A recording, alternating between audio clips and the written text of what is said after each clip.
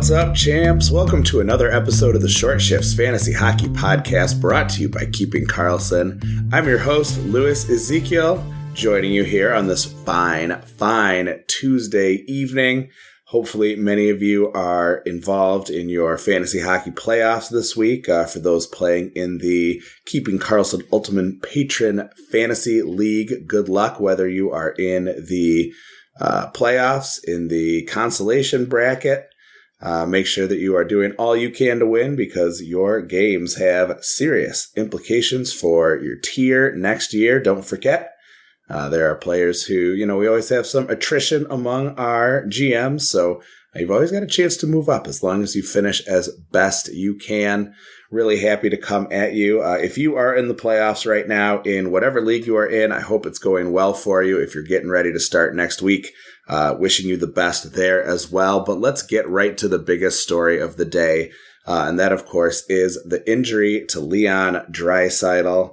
Ozzy Weisblatt may have never bitten the head off a bat, but he is the Prince of Darkness to Oilers fans today after he hit Draisaitl. After Drai had just about 3 minutes of ice time, he left the game and is expected to miss the remainder of the regular season after sustaining a lower body injury on that hit. Obviously, this is one of those injuries that is primarily going to have a negative effect on the whole team. Bad for anyone who shares the ice with Draisaitl at any time. Matt Savoie may be the big winner. He moved up to left wing with McDavid and Hyman on a team that is now kind of a one-line team. He also joined them on Power Play 1. It's probably the only winner, although McDavid did really dish last year during a 4-game period where he wasn't injured and Draisaitl was. Remember, they both had some time in and out of the lineup late last season, but he managed 10 assists and put on a fair number of shots as well, although he didn't convert. So it could be potentially an opportunity for McDavid to step things up a little bit. He's going to have to, I suppose, if the Oilers want to stay ahead in the playoff hunt. They are currently tied 3-3 with the Sharks. It's about 10:45 on Tuesday night, St. Patrick's Day, by the way. So anyone out celebrating, hope you had a good time. Hopefully my voice is not causing any ringing in your head this morning. Speaking to folks associated with maybe a ringing in the head, bad boy Evgeny Malkin was back with a vengeance in a big win for the Penguins. He scored 2 goals, had a power play assist, played power play 1 and about 16 minutes in his return in a 7-2 shellacking of Colorado. Other notable Penguins scorers included Erik Karlsson, who had a goal and assist, 4 shots. He is on a nice little hot streak. I was going to bring him up towards the end, but I'll mention him now. 14 points in his last 11 games. Really nice work for Karlsson. If you held him through that rough patch to start the year, as I did not, he is rewarding you now. Brian Rust had a goal and an assist and 3 shots. Anthony Mantha scored on his only shot. And both Chinakhov and Rakell had an assist and a shot on goal. Chinakhov scoring for those folks who picked him up for the Monday, Wednesday to start the week. I remember he was mentioned on the Mega Show. We also saw new acquisition Elmer Soderblom registering a goal and an assist with 1 shot. So nice work there for the former Red Wing. A tough night for both Colorado goalies. Wedgewood allowed 3 goals on 5 shots before being pulled. And Blackwood was not much better, unfortunately, for those folks who might have left him in a starting slot. He gave up 4 goals on 15 shots. Coach Bednar recently said that whichever goalie gave them the best chance to win would be their starting goalie and would be relied on and be given the majority of the starts. It seemed clearly to be Wedgewood, who had 5 wins and 4 quality starts in his 5 games previous to Monday night's stinker. Blackwood, meanwhile, had a sub-850 save percentage in 3 of the last 4 games he's appeared in, although that does include last night's game where he maybe deserves a bit of a break for going in cold. Goalies, of course, very unpredictable. But for my money, I think Wedgewood will maintain his lead because even if he was bad last night, he's had a better consistent record more recently. But he really can't afford another disaster like Tuesday, or else we might find ourselves pretty easily in a 50-50 situation or even giving Blackwood a chance to start in his place. The Mega Show on Monday also mentioned one of my favorite players of the season. I have been enjoying being a Bobby McMann owner ever so much, and certainly since he made the move over to Seattle, he helped secure me a spot in the Keeping Karlsson Ultimate Patron Fantasy League playoffs. So I very much appreciate him for that. He is now up to 3 goals, 2 assists in his 2 games as a Kraken. The Tuesday night game just started, so unfortunately I can't tell you much about what's going on there. Maybe by the end if I check some scores mid-record here. But he's been filling in on line 1. He's been producing on the second power play. He's given you the hits and shots that you expected from him. Certainly a bit of a download in the quality of the line mates, at least, from name value, at least when he was up on the top line in Toronto. But they're pretty solid, and they've been on quite the tear lately. And I think importantly for McMann also is that he's not seeing any of those at, small sample size, obviously, but he's not seeing any of those 12 to 14 minute games that would start to strike whenever Toronto wanted to futz with the lines. He's had 18 and 19 minutes so far, and he hasn't really given any indication that he should be skating any less. What's great about those extra minutes is that you really are relying on McMann to be a floor guy who's going to give you shots and hits, and the more time he has on ice, the more opportunity he has to put those together. He's not going to score 3 goals on every 8 shots the rest of the way. But I think he could be a really useful player for you to provide you a strong, reliable floor of peripherals, a 60-ish point pace, and be kind of like a Tom Wilson light version from when we saw Wilson really filling the stat sheet early in the year and getting tons and tons of minutes. Probably won't be playing like 22, 23, I can't imagine, but this is Seattle. We are a little more egalitarian over there. But I really like him in this spot. And I think if you're looking for a streamer, if you're in a shallower league, or if he hasn't been snapped up yet, I think McMann could be a really good opportunity if he's going to continue to get, 17 plus minutes a night. Another player, a pair of players actually that I mentioned last week and are in for some discussion here today because Tuesday night was a big night for Charlie Coyle. He had a goal and 3 assists, 1 goal, 1 assist on the power play as they handled Carolina 5-1. Last week I told you I thought Connor Garland and his 4 goals on 9 shots was a nice intro to a new team. But it felt like the production was a mirage, not just, obviously 4 goals on 9 shots, but kind of the shooting and scoring more generally. I said I didn't think that was going to continue. And I mentioned Coyle definitely as the preferred option. Coyle did not score the rest of the week, but hopefully you saw those big minutes, 18, 21, 18 in his last 3 games, that power play 1 time, and you stayed the course and held on to him for that huge game Tuesday night. Garland has seen his minutes stay low, 15 to 12 minutes to 11 minutes in his last 3 games, although that 15 minutes was a boost from what he had seen, including in those 2-goal games, but just not a ton of usage. The shooting has mostly evaporated, and obviously that has taken the scoring with it. So yeah, definitely, obviously Coyle is your guy. I think Garland, you can go ahead and let go. He's had his big intro, but I think the scoring will be pretty sporadic from this point forward. Pretty confident we've seen the best of Connor Garland this season already. Should add that Mason Marchment, who Brian and Elon recommended for anyone with room on the busier days, scored from the power play as well. So nice work if you listened to the Mega Show and snatched up Mason Marchment. And it was another rough outing for Brandon Bussey, who gave up 5 goals on 35 shots. That was his 3rd game with a sub 850 save percentage in the last 4. And those numbers are tough. 818, 800 even. He nosed 1 game above at 875 against St. Louis and was back to 833 against Columbus. So Bussy has hit a bit of a wall, a really great start, obviously hugely important to the season for Carolina, but right now he looks a little lost. Anderson has been a bit more steady, but steady Freddie Anderson is not a phrase that should be coming out of anyone's mouth here in the year 2026. All right, well, we are going to take ourselves a quick little break. We will see you on the other side. You're listening to Short Shifts.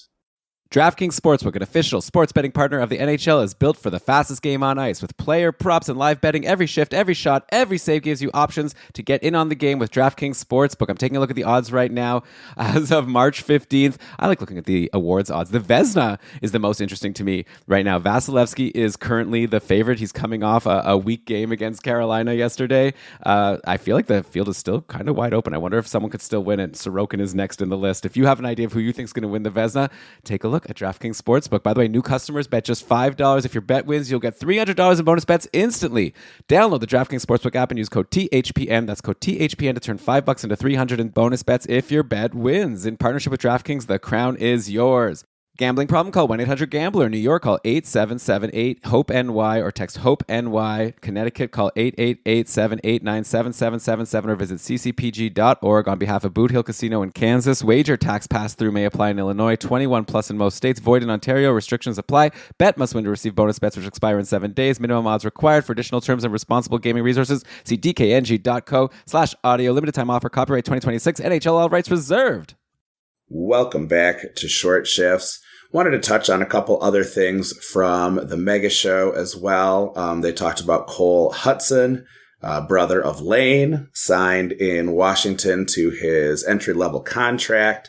Elon mentioned he could be even better than Lane. Time will tell, obviously, but exciting news for Cole and the Hutsons. Coach Carberry did not commit to putting Cole in the lineup on Wednesday, but it should be a good sign that he was getting power play 2 reps. So, maybe this is just a coach kind of playing coy here. I imagine that if he continues to get those power play reps on Wednesday, that's a pretty good sign that he will be in. So Dynasty GMs look to get him in your lineup tomorrow if Washington does ice him. And an exciting day for the prospect folks who will maybe get to see their first look at Cole Hutson in the NHL. Another couple players mentioned on the Mega Show, Matthew Wood and Gage Goncalves, both with goals on Tuesday. So if you grabbed either of those guys, you have been rewarded. Tampa Bay is only in the first period, so obviously there could be more coming there.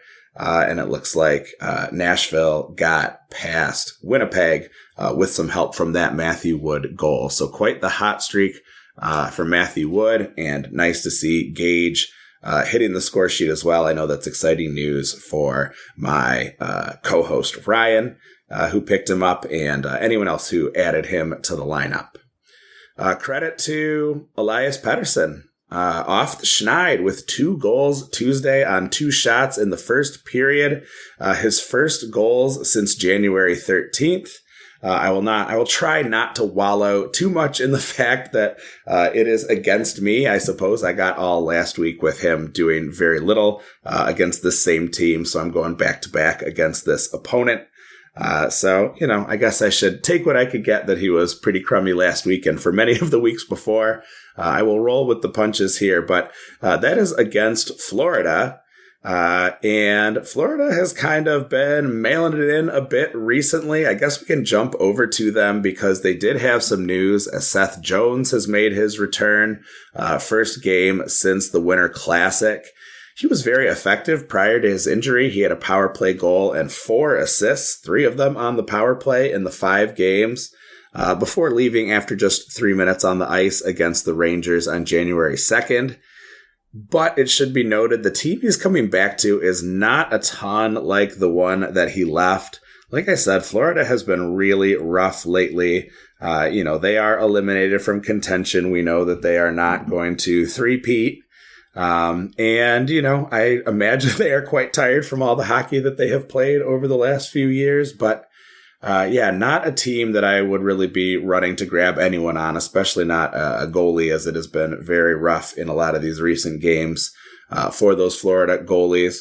Today, Rodriguez and Luosterainen, who were top line last game, were scratches Tuesday, so it's hard to feel super confident about Jones having a successful return. That game is 3-1 Vancouver after one period, so not the outcome certainly that anyone hoping for good things from Florida would want to see. If you've been holding Barkov in the hope that he'll return, I know that, he started skating a while ago and a lot of people leapt to grab him if they had an extra move and add him to the IR. Don't sacrifice anything to hold him any longer. If your IR is starting to get crowded, it's hard to see why you'd risk an NHL game with nothing to play for when you could rehab over the summer and get the strongest start as possible next year. A couple other injuries among the top sixes of a couple teams. Adrian Kempe was out Monday. He tried to give it a go during warm-ups. He was unable to play, so he is listed as day-to-day for right now. Obviously, Kempe, very important for the Kings' chances moving forward, and very important, I imagine, for your fantasy teams. In his absence, we did see a nice 4-1 win for LA against the Rangers in Artemi Panarin's return to Madison Square Garden. So that was nice, but otherwise, for Kempe owners, hopefully he will be back soon. The fact that he tried to give it a go in warm-ups, I think, is probably a good sign. Jumping over to Montreal, Kirby Dach is going to be out 2 to 4 weeks with an upper body injury. So that is unfortunate for him, as he has obviously been in and out of the lineup quite a lot, out more frequently than in. A couple more quick in and out notes. Oliver Ekman-Larsson was back from adding the new baby to the family. He played in the 3-1 loss that Toronto suffered to the Islanders. Nice work from Callum Ritchie in that game, by the way. Braden Shen also had a power play goal. Ritchie might be a guy to take a look at. Shen, obviously, is seeing some nice production with more consistent power play time. So that's nice to see as well, making good use of that trade. Alex Wennberg was back from the minor injury that held him out on Sunday. He has a power play assist on Tuesday. Also maybe of note for San Jose, obviously they don't have the best schedule this week. And the, power play quarterback has not exactly been a position that's been great, but I do want to mention that Dmitry Orlov did have a goal and an assist today. The goal on a power play, the assist on Kiefer Sherwood's 21st of the season. He's fitting in really nicely in San Jose. So that's good news for Wennberg to be back in the action. Obviously, his exposure to that top power play is far and away the most important thing about his deployment. So as long as he has it, it might be worth rostering him. But again, he's a center-only guy. Tuesday, Thursday, Saturday this week. At least those are not as busy as some of the recent weeks, so you may still be able to squeeze him in. I'm looking to get him back into my lineup on Saturday, where I've got a spot for him. Alex Tuch is sick and won't suit up for Buffalo on Tuesday night. They have a 1-0 lead after a period. Matthias Samuelsson is back for them, so that's good news. That is a guy who's been very productive despite not the greatest deployment. So another guy that I'm up against, so I hope he avoids the score sheet for a while longer. Some guys who are still a little bit of a ways off. Jake Sanderson is expected to start skating next week. So, you're hoping to get him back at some point during your fantasy playoffs. Mikko Rantanen is going to skate this week, but they said he is 10 to 14 days away from any possible return. So we're looking at later in the playoffs if you're going to be able to get Rantanen back. Neil Pionk came along on the Jets road trip. So he might play before that wraps up. So that'll be another guy to keep an eye on. Obviously, Morrissey has been the man in Winnipeg on the blue line, but Pionk has been, a guy who in the past has been able to be pretty productive. Want to leave you with a couple hot streaks before we're on our way out. We don't worry about cold streaks during this time of year because if someone is on a cold streak, you replace them and toss in someone who is doing better. We'll start with the more widely owned player, Patrick Kane. It's 31% rostered on Yahoo, but that's not as high as it probably should be, especially with how he's been playing recently. 3 goals, 4 assists, 18 shots in the last 6 games.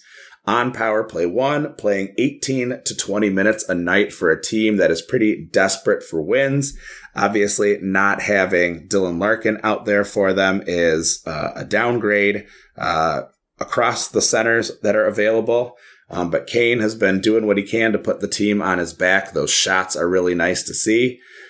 So that's a guy who should be more widely owned than 31% as we head into the playoffs.